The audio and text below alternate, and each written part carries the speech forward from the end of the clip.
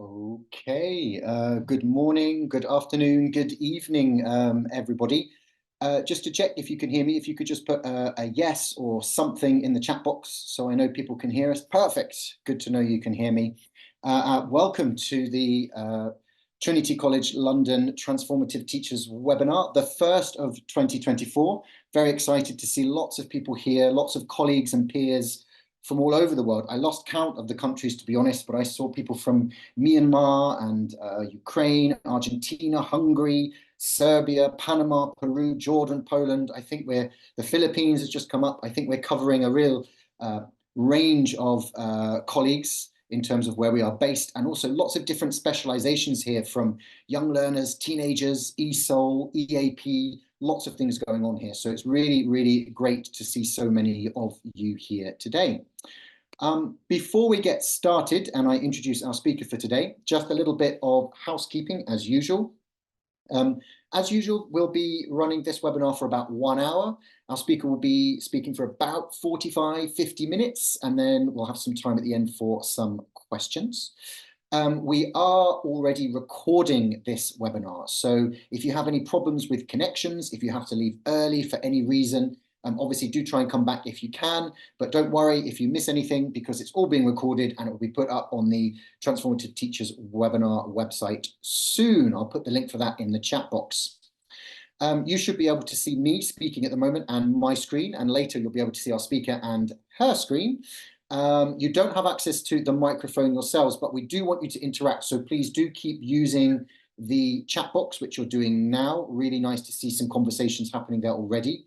If you have any questions for our speaker today, it's probably best to use the Q&A box, because as you can see, the chat moves quite quickly. We have lots of people in the room today, lots of people watching, so do put them in the Q&A, some of which she will try to answer as she's speaking, and others I will collect and we'll talk at the end of the session. So now it just leaves me to introduce our wonderful speaker for today, a good friend and colleague of mine as well. So Leandra Meddings is an English language teacher, teacher trainer, a language content writer and an editor who's currently based in London.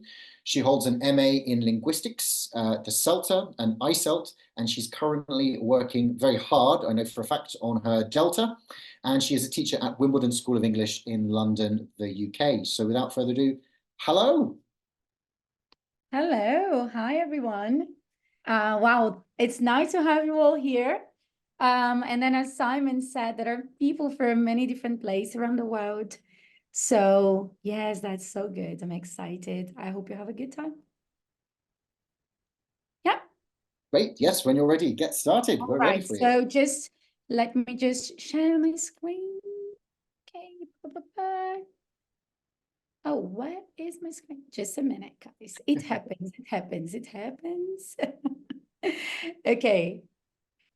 All right. I promise it's going to work now. It's a classic. Here we go. It's a classic, right? Okay. If you all can see the content I'm sharing, could you just say yes, or just like click on a smiley face so they can see? Yeah, that's great. Okay, so lovely. Let's go then. So in order for us to start, I'm going to share 3 pictures with you, and I'd like you to write on a chat box which picture best represents learning a language in your opinion, right? So this is picture number 1. This is picture number 2. And this is picture number 3. So which picture best represents learning a language in your opinion?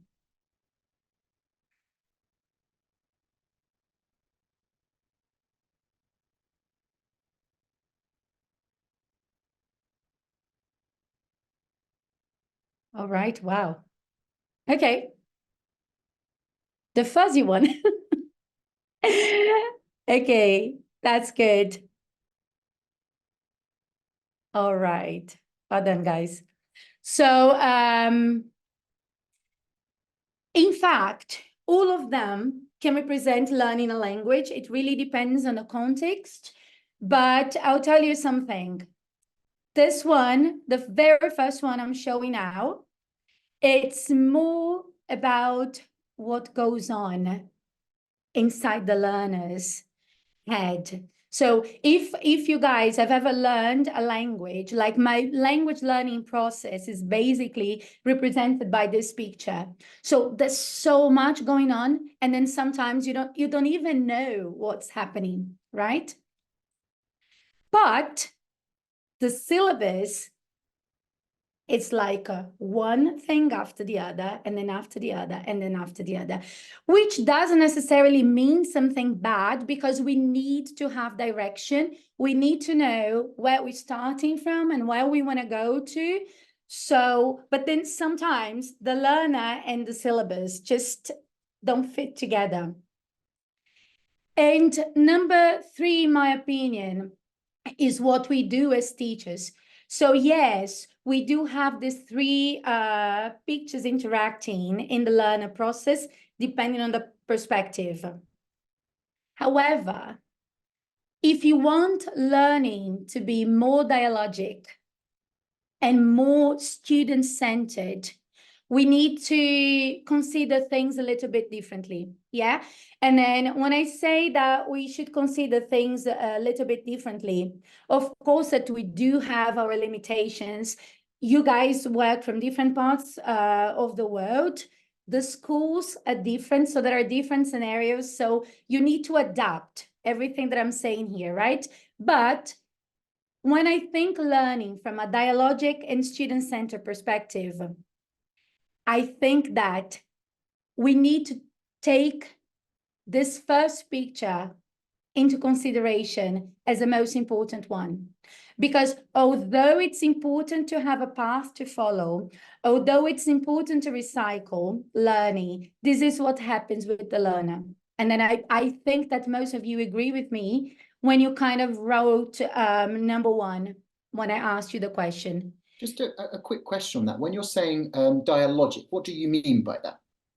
Great. When I say dialogic, so let me just go back. Dialogic, it's like really dialogue. Learning should go like both ways, not only the teacher teaching the content and deciding what's going to be taught. Because sometimes maybe we believe for a long time, and then some people still believe that if it's in the course book and it says, for example, right, unit 1, 2, 3, 4, 5, 6, you can't teach unit 6 before teaching unit 4. And we know that sometimes students want to learn something that is in unit 8. So why shouldn't we teach that content? Is it only because of the syllabus and everything? You know, and then it also needs to be said that the way a course book is organized doesn't mean that you have to follow unit 1, 2, 3, 4, 5. Sometimes you can play around with the units. So yeah, is that clear? Perfect. Yeah, thank you. Okay. So it's more, as you said, like a dialogue, a two-way thing. I love it. Thank you. Of course, yes, it's a two-way thing. Like the teacher asks students, which students somehow collaborate with in creating, designing the syllabus. Yeah. So I would say that picture number 1 is really important. Number 2 comes second place, because you need to recycle learning constantly. But you also need to show the learner that you're following a path. So basically, you should go from picture 1 to picture 3, but you need then to respond to what your learners want. And then I came across the concept of emergent language, right? So I had heard about emergent language some time ago, to be more precise, back in 2012. And I remember that when I first heard of emergent language, I was quite curious about it. And then I was like, how am I going to use this in my lessons? How am I going? Because I was like the sort of teacher who would think, if language that emerges is not going to be taught until unit 8, how am I going to deal with that? So, and then like last year, I decided that, okay, this is going to be something that I'm going to focus on during my Delta module 2. And then I decided to bring some ideas to share with you. So let's start with the idea, the concept of what emergent language is, right? So according to Chen and Arrington Davis, emergent language is the unplanned language that is needed or produced by the learner during meaning-focused interaction during your lessons, right? And here's some examples. These are some examples like this happens in some of my lessons.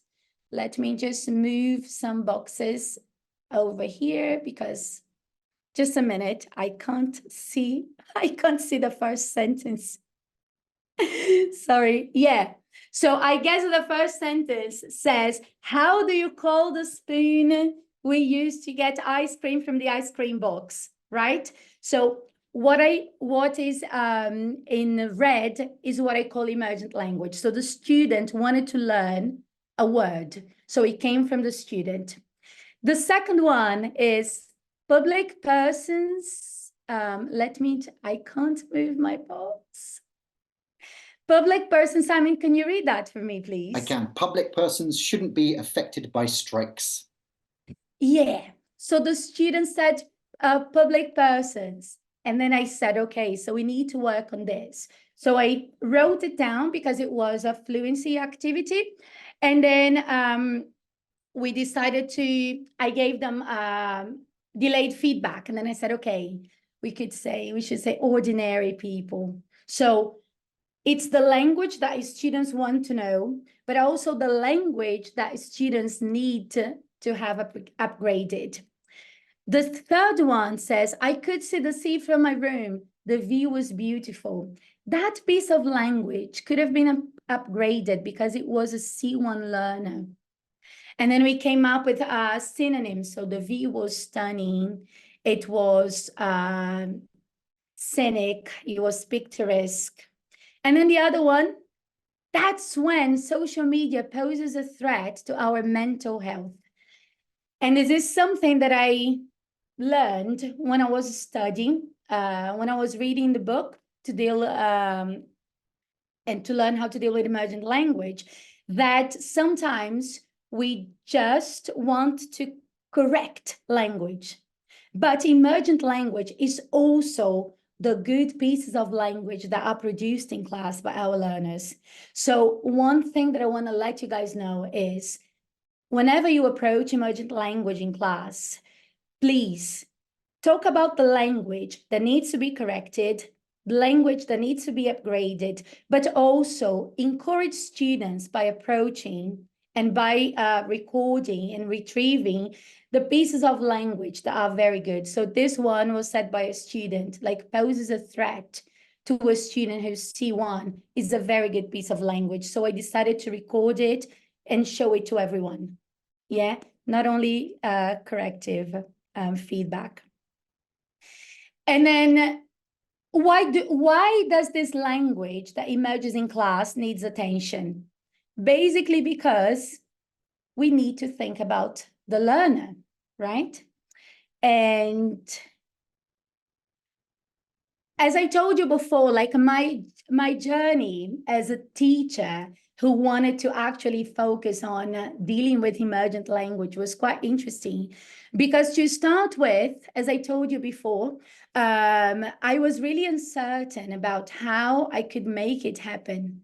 And I'm not going to lie to you, when I learned it back in 2012 with the Teaching Unplugged movement, I was quite skeptical about it. So I even tried, but it was a bit of a mess. Maybe I was not ready as a teacher, or I had misunderstood what dealing with emergent language meant back then. So and just to, sorry to interrupt for a second, just to check this. So this language unplugged is what some people refer to as dogme as well, right? Yes, exactly. Yes, dogme. Yes, dogme LT. Great. Yeah. So and then I started to avoid it. So maybe some of you who are here today might be thinking, how am I going to do that? Should I not do that? Is it something that maybe I'm not even going to touch it? And then once I was in a workshop with Danny, one of the authors of the book Dealing with Emergent Language. And then a teacher who was with us asked, okay, but if I'm teaching a group of pre-intermediates and a student asks a question about third conditional, what am I going to do? Because the student is still pre-intermediate. And it was interesting because I remember Danny saying, yes, he's pre-intermediate, but he's thinking. So the thinking is already inside his mind. You need to just give him the language that he needs. So this is basically something that we should think about instead of avoiding it, because it might be something that poses a challenge to us. Maybe try once, or you don't need to change your entire lesson, but just deal with that piece of language. And sometimes the only thing that the student wants is an example. They don't want to learn a whole grammar, like lots and lots of grammar, but they only need that sentence, that structure. So this is kind of connected to contrast analysis in some ways. If you as the teacher understand what it is they want to say, and then you can help them say it in English, this is like an introduction for it, something that they'll study maybe later on, but you're giving them the language they need in that moment to express what they want to express. Yeah, because that's the language that emerged. Yeah. And then after attending some webinars, after just reading the book, I decided, okay, I think I'm confident I can do it. And although it was a bumpy road at the beginning, I'm still learning a lot and I feel like much more confident. And because of that, I'm going to share some ideas that I had with you. So one of the things that I do, like in terms of how I came up with this idea of using an emergent language notebook. So these are some of my notes. Of course, that I decided to choose the best notes. Some of them are quite messy, and you maybe wouldn't be able to understand what I had written, but you can see that this is how it works in my mind. So I sometimes, when students are just doing some activities, I just walk around monitoring and I have my notebook and I take notes.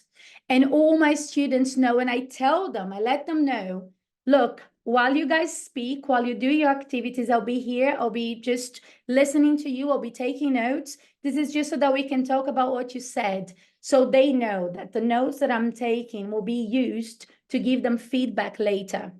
And this is also like agreeing with your students, what you want to, what you're doing, because sometimes you were just like, you were there, you're taking notes, they can be terrified. I remember that when I was a learner myself and I was in class and then my teachers were taking notes or writing something in a computer, I was like, oh my God, what are they doing? What are they writing about me? So it's very important to tell them, like, I'm just taking notes here so that I can use them to give feedback. And then you use how you're going to use the notes and what you're going to choose. Learning what to choose is also a challenge. So it was one of my challenges because sometimes when you're just walking around and you're collecting feedback, so much emerges. And then you need to know because, and then it overlaps with other areas, like what's the main of this activity? Are you working, are students talking to each other because it's a fluency activity? Are they discussing grammar? Are they checking answers in pair? So why? So the why is very important. Like your focus for that moment is going to tell you exactly what you need to work on. Okay. Yeah. As I said, what to choose. So you need to know exactly what your focus is on the lesson. So what you can choose. So Chin and Norton Davis tells us that you should focus on language that may cause miscommunication. So it happens a lot when students are trying to use new pieces of language, like they need to communicate somehow. So if they want to communicate, they'll come up with their strategies. So sometimes they invent new words. So you can set yourself targets. So today, I'm gonna only focus on language that may cause miscommunication. And then you focus on that language. So you can also think about language that is relevant, useful to the lesson, to your teaching context. So for example, let's say that you're teaching like young learners, and during that lesson, I don't know, you're talking about food or inventions. So you might direct yourself to focus on that language because that will be important for that week. And maybe you don't want to lose momentum. Maybe a week later, if you deal with that piece of language, it's not going to be relevant to students anymore. It's not going to be memorable, right? It's also interesting that you can deal with repeated issues with the same or similar forms. This is one of the things, this has been happening to me a lot. Like some of my students, instead of saying ago, like 3 years ago, are kind of saying in before or in the past. Like, yes, they say like, I did something 3 years in the past. And although I have tried to correct them and call their attention to this, they keep repeating this. So this is something that sometimes you need to make explicit and say, okay, so let's stop here, let's talk about it, and then examples and everything.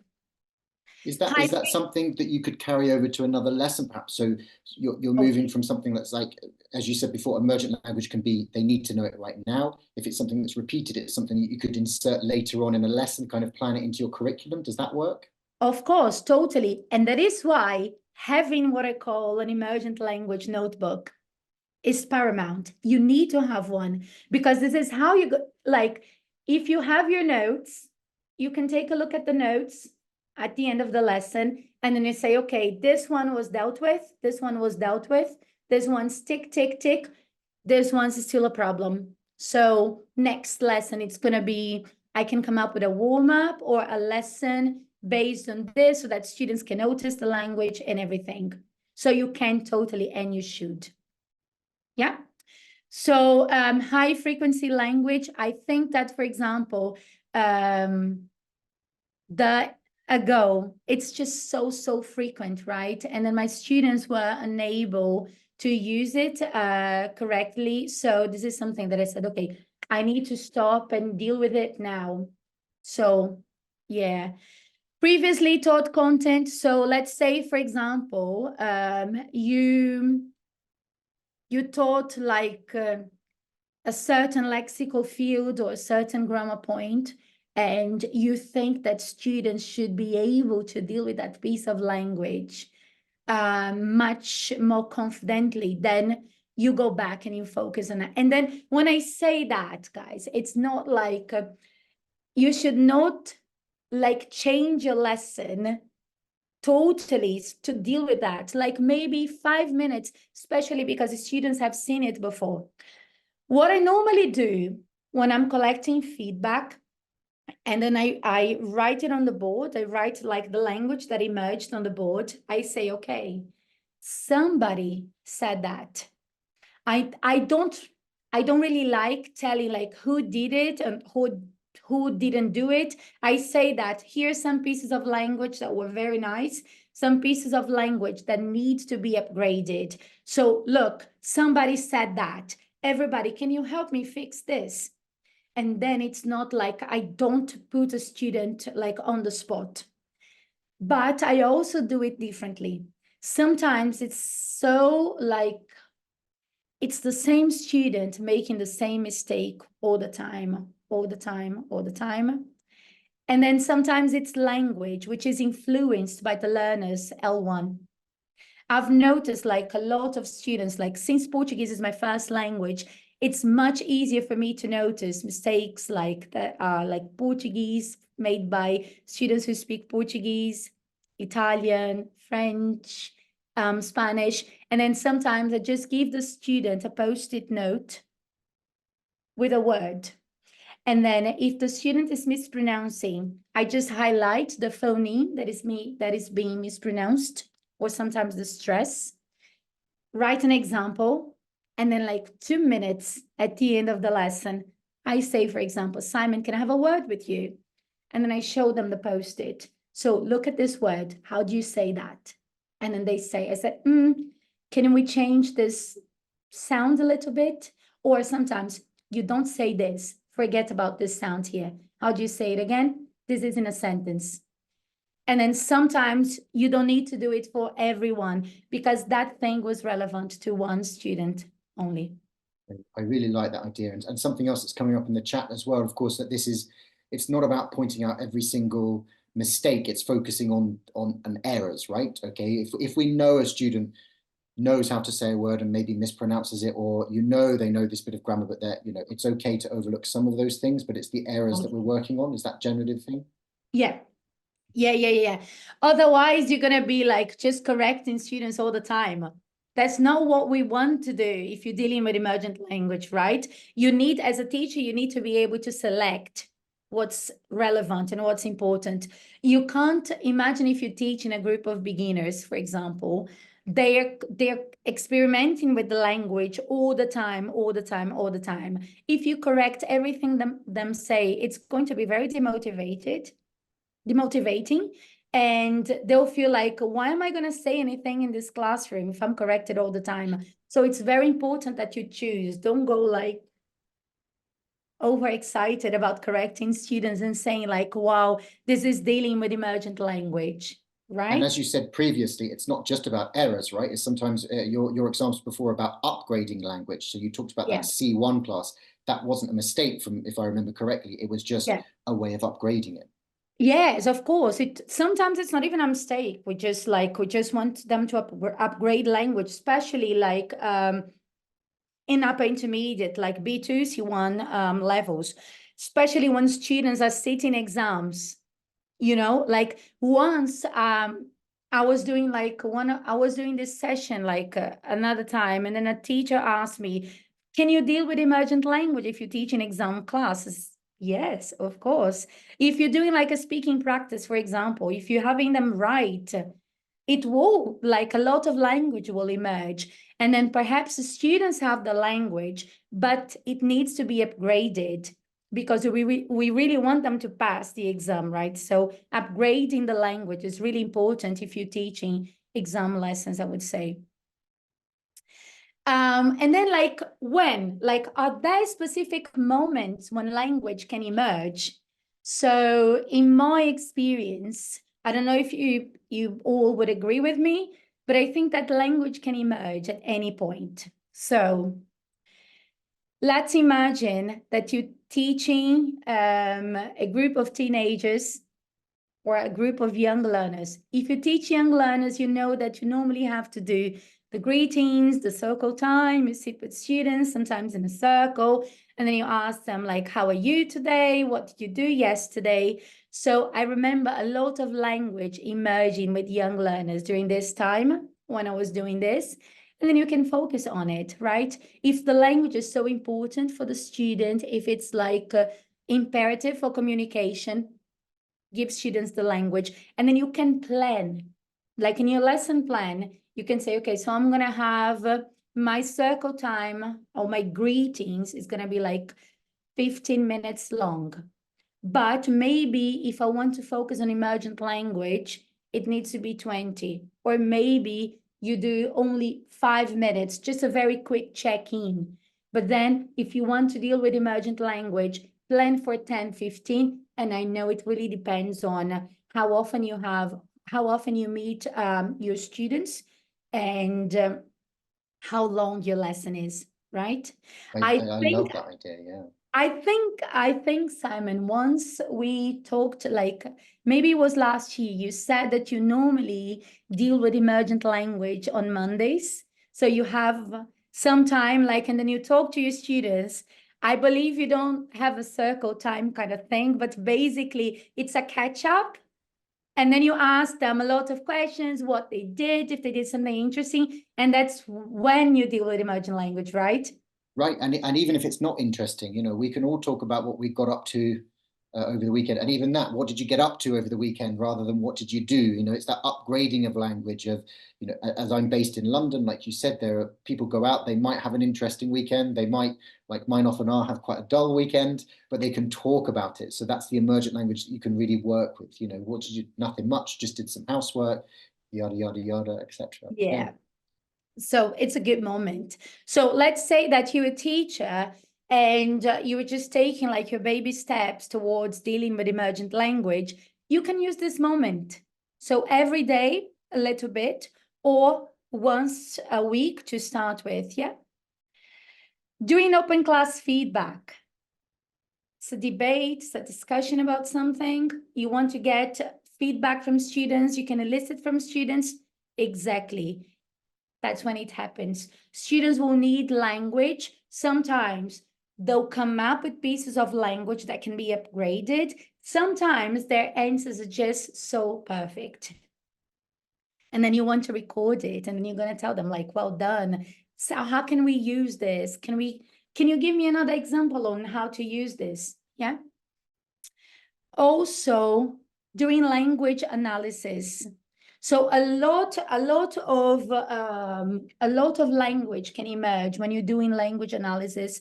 When you're eliciting from students, they will try to explain. Like, one of the things that I've been practicing with my learners, and it all happened because of this emergent language thing that I decided to explore, is like, why? Like, all my students know that whatever they say, they need to say why. Because if they just give you like one answer, they can answer that with one word. And then as a teacher, we can understand it. Sometimes when they're trying to talk to somebody else, like the other person isn't able to fill in the gaps. But as teachers, we are so able to fill in the gaps. And then if we spend like 2 months with our students, we know what they're thinking sometimes. We can predict the type of questions. So it's very important to tell them that they need to say why. So if they choose A, B, or C, oh, it's letter B. All right, so why? And then in this why, a lot of language can emerge. And when I say language analysis, I'm not telling you you to teach like parts of speech or meta language or anything. It's like a language that is used to communication. Like, because of this, oh, I didn't know that. Oh, this is difficult. These pieces of language, they are important for daily communication. Yeah. Speaking and writing tasks. And when students are like, most of the times, my notes come from when students are doing speaking tasks. Because if they're doing, like when we're doing the greetings or the circle time, most of the times I'm interacting with them. So I give them feedback on the spot if there's something that I really need to do. I really need to work on. But then I've been trying to teach myself that even when I'm interacting with them, I can have my notebook and I can take notes. This is something that like you need training with that, because it's difficult to listen, to take notes and not distract yourself. So when they're speaking, I try to visit the groups and then I take my notes. Sometimes I don't wait to do like open class feedback. Sometimes, depending on what's going on, I fix it within the group, because it's relevant. It's very relevant to that group. The other group is okay with it, right? And then also in writing, if you're doing writing with students, let's say, for example, you're doing process writing with your students and they're editing the text together. a lot of language can emerge, because they will be thinking about how to upgrade the text. They will be thinking about how to correct the grammar, if the spelling is correct. But this is something that only happens if you give them a task. So in writing, it's very important. Like, if you want language to emerge in class, if you want it to be an opportunity for language to emerge, you need to at least have students talk to each other, like as editing texts together, upgrading language, doing this, giving each other feedback. So if you want to work on writing, read like articles or books about process writing, because then I think that's when a lot of language can emerge. Yeah. And then just to go back to that just for a second, is it possible as well? I've seen and heard of teachers, and I think I've used it myself. Kind of diary writing can be a good informal way of doing this as well. You know, instead of, as well as perhaps doing the Monday morning chat, you can do a kind of diary exercise where they're keeping just a very light diary of things they're doing, and then emergent language comes up in that way. Yeah, I see. I've never done it, but I see it happening. You know, one thing that sometimes can happen is when, like, I don't want, maybe I've become obsessed with emergent language, but sometimes I ask students to give me feedback at the end of the lesson. And then I say, okay, so what, like, how did you feel today? Like, did you like the lesson? What did you enjoy most? Blah, blah, blah. And then I give them Post-its. They write their answers and they give me feedback. And then sometimes language can emerge there. But it's something that you can correct. So it's much more like correction then. But yeah, I see it happening. Yeah. Yes, Simon?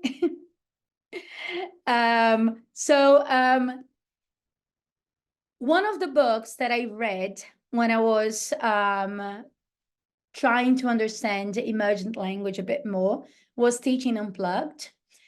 And I adapted some information from the book.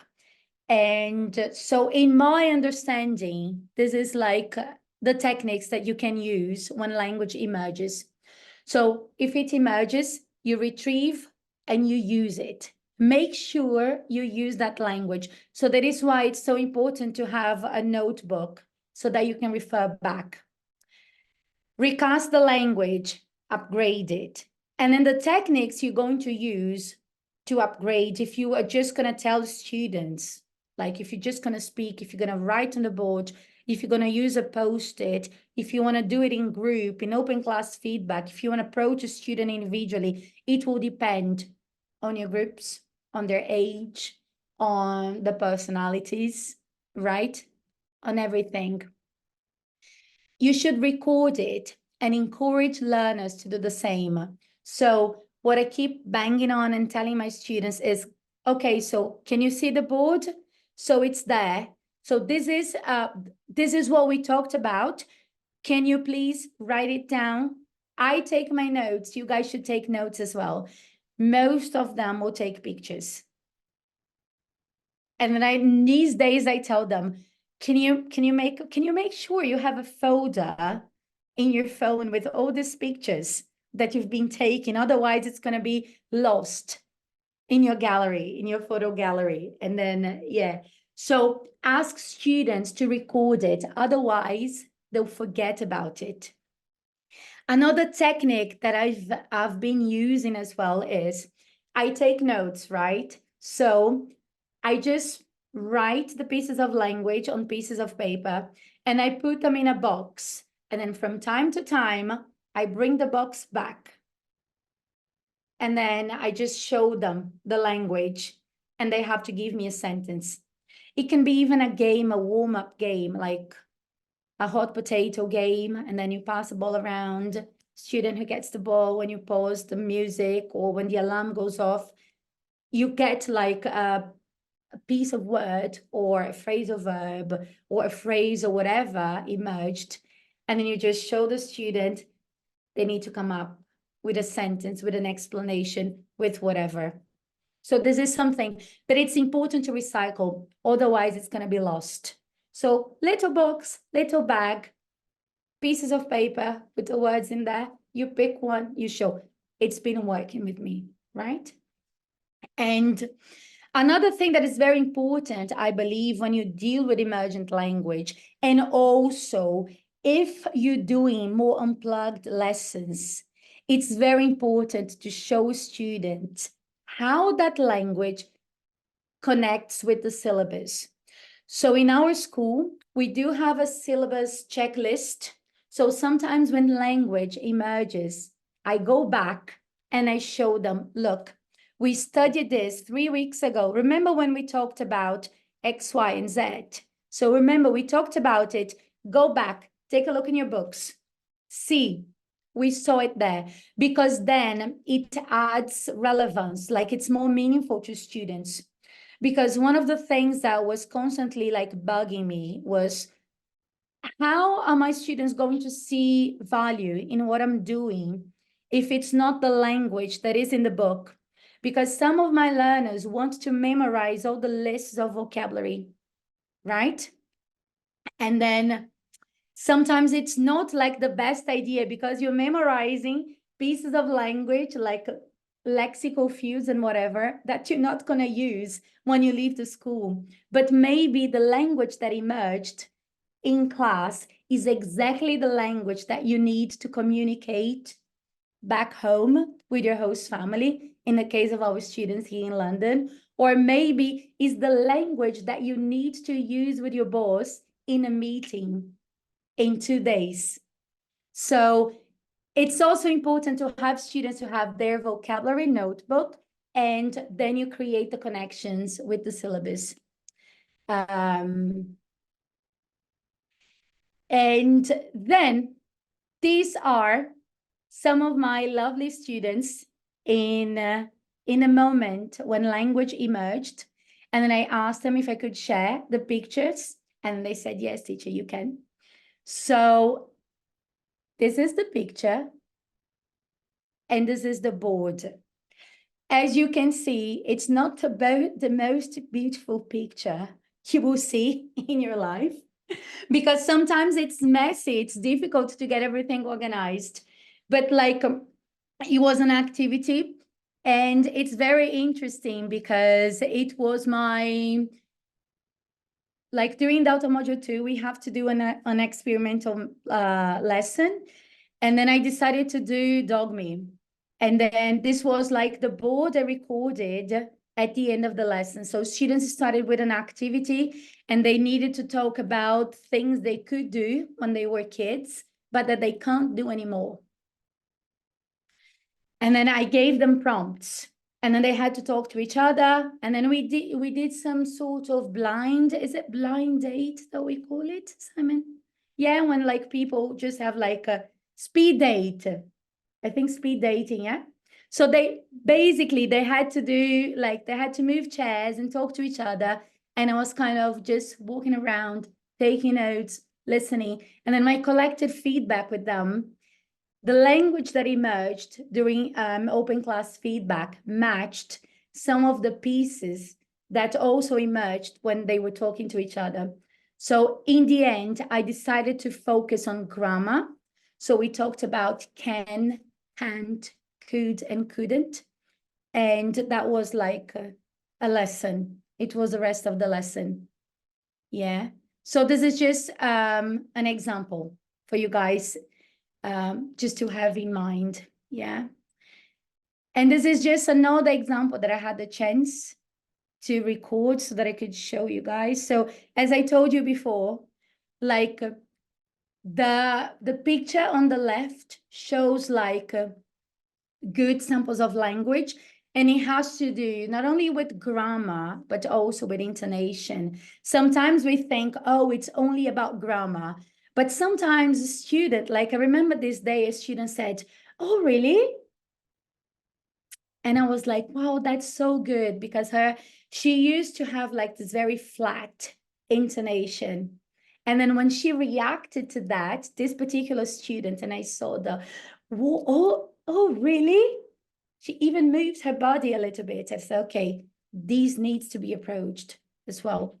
And then on the right, you see language that we needed to think about, right? So this was like content that I used to teach. And then as you can see, also it has to do with intonation as well. So intonation, pronunciation, vocabulary that needs to be upgraded, grammar points, like virtually everything can be used.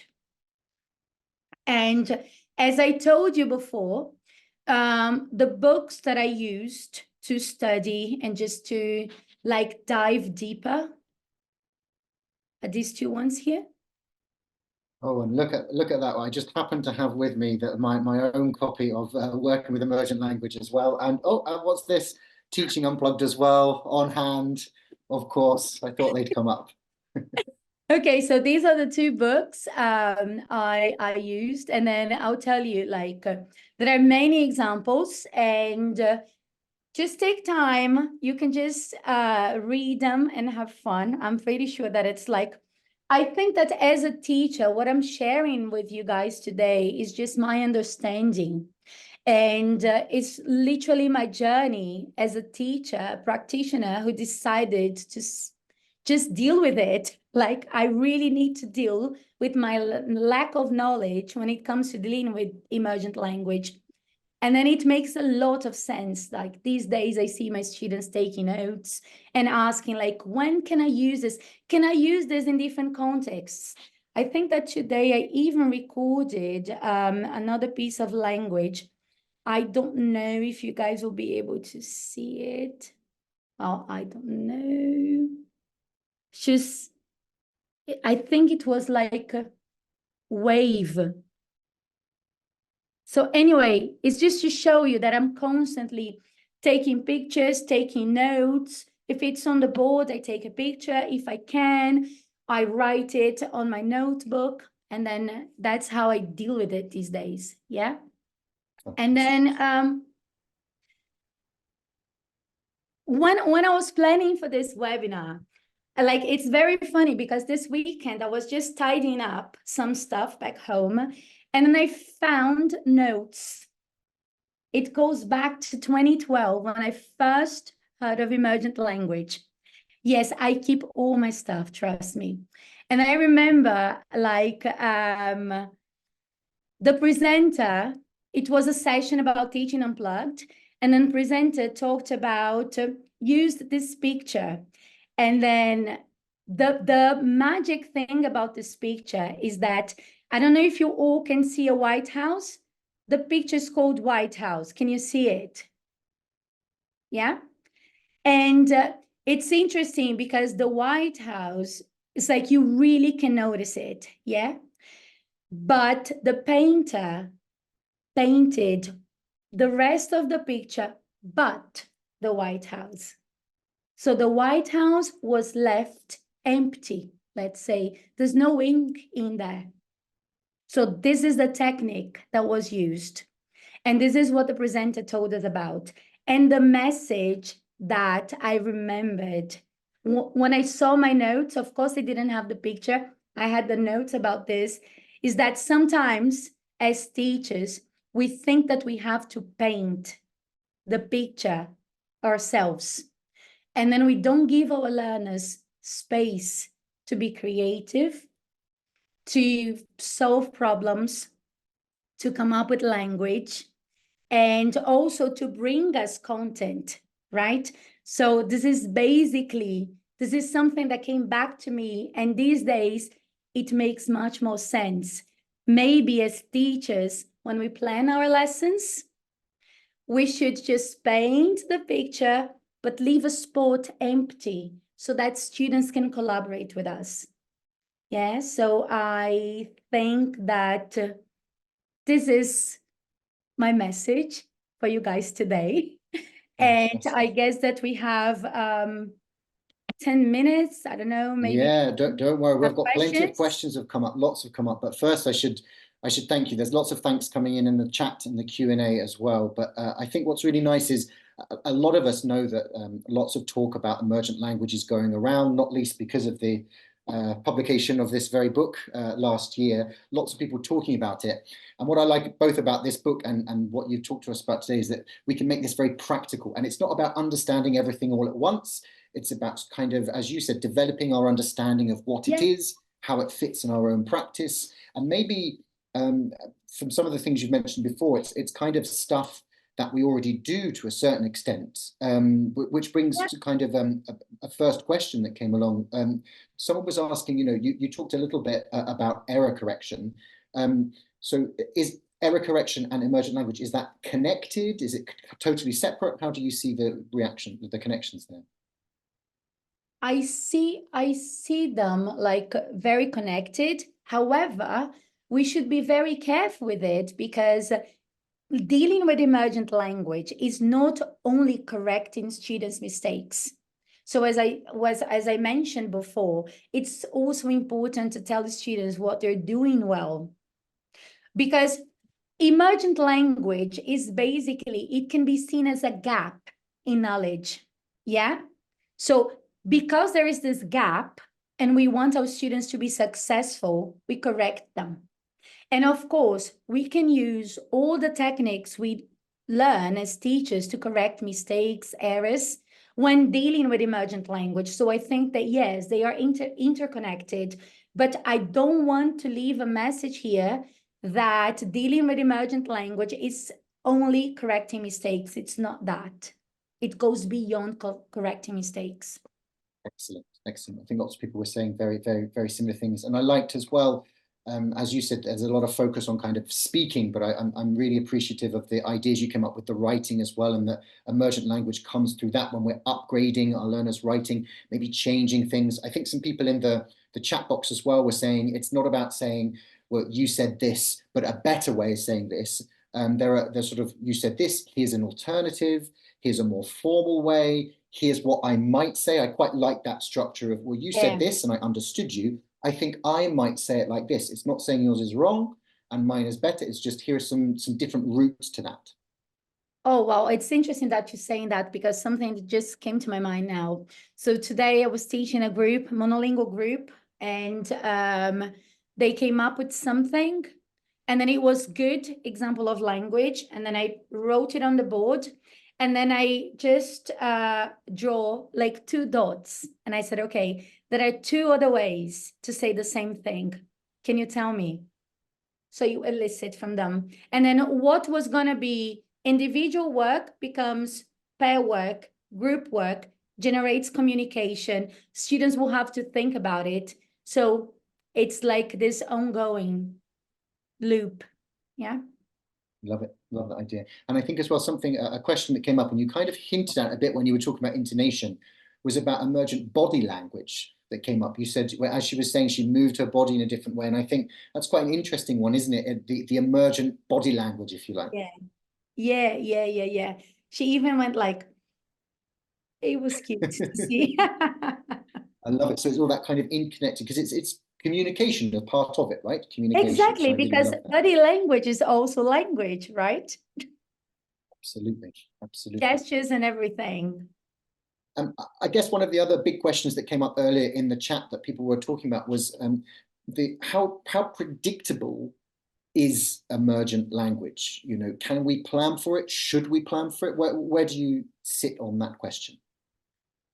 Well, I guess that you can predict it because you know your learners, you know the level, like if you've been teaching that level for so many years, you know exactly the sort of questions that will come up. You will know sometimes the gaps in knowledge that a student who's B1 or A2 will have.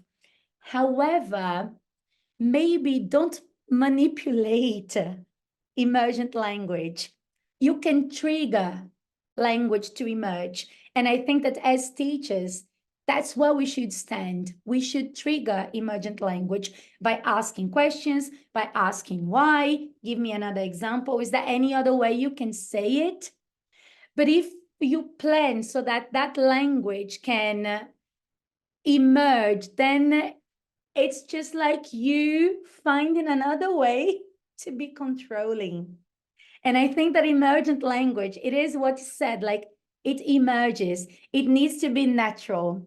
I can tell, like, if you're planning a TBL lesson, for example, sometimes you can predict the language that is going to emerge because they will need like some sort of functional language to perform the task. So yes, you can predict, but don't plan a lesson that makes you predict the language that is going to emerge so that you can deal with it. And as teachers, for example, sometimes we don't have the answers. It's okay if we don't have the answers. Like one of the things that I do, and like I'm very open with my students these days, I tell them English is my second language. So there are many things that I don't know, and many things that even like native speakers wouldn't be able to explain, because I think about questions that my colleagues ask me about Portuguese that I can't explain. So it's okay as a teacher not to know something. So if something emerges and you don't know, just tell students, I'm going to write it down and tomorrow we can talk about it.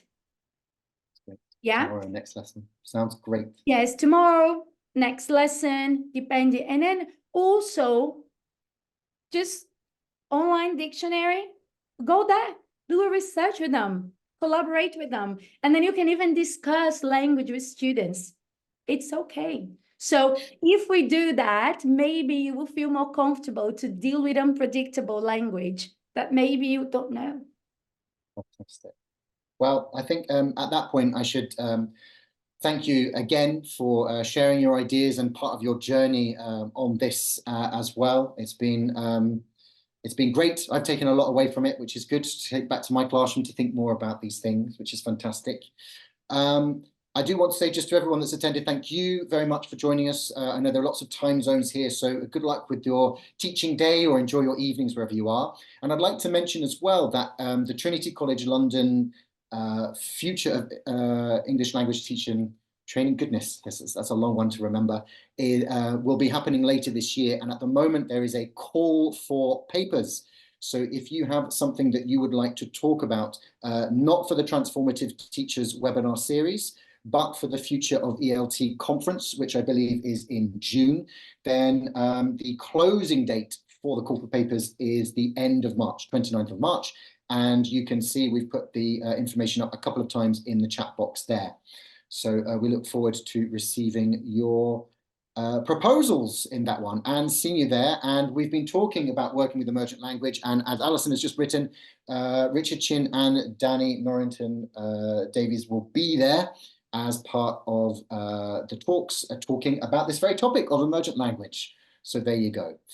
Thank you very much for joining us today. Leandra, thank you very much. And to all the attendees, I hope to see you again. And I know, Leandra, you also are an attendee of these. So I hope to see you in the chat next month. All right. Thank you very much. Enjoy the rest of your days.